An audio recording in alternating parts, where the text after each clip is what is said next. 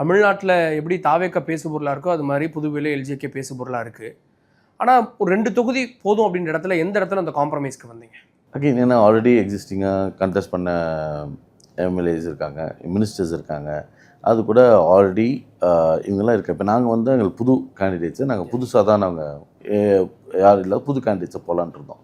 ஒன்று வந்து again experience, இன்னொன்று வந்து ஒரு கூட்டணின்னு போகும்போது சர்டன் காம்ப்ரமைஸ் நம்மளுக்கு தேவை இருக்குது. அதான் நான் சொன்னேன், ஃபஸ்ட்டு நம்மளுக்கு எக்ஸ்பீரியன்ஸ் இல்லாத போது நம்ம ஏதோ ஒன்று போய் இது வந்து எக்ஸ்பெரிமெண்ட் பண்ணுறதுக்காக வரல. ஏன்னா இது உண்மையாகவே ரியல் மணி இஸ் இன்வால்வ். நாங்கள் கஷ்டப்பட்டு சம்பாரித்த பணம் செலவு பண்ண வேண்டியது இருக்குது. நாங்கள் உட்காந்து so the lot of expenses வந்து பாலிட்டிக்ஸுங்கிறது is not easy go.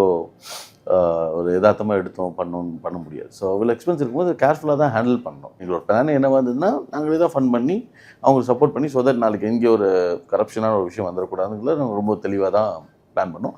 But இந்த பாயிண்ட் என்ன எங்களுக்கு எக்ஸ்பீரியன்ஸ் இனிஷியல் ஃபஸ்ட் டைம்னால எங்களுக்கு எக்ஸ்பீரியன்ஸ் இல்லாதனால கண்டிப்பாக நாங்கள் இந்த இதில் நாங்கள் எக்ஸ்பீரியன்ஸ் எல்லாம் கெயின் பண்ணிவிட்டு அது அடுத்தது நம்ம எப்படிங்கிறது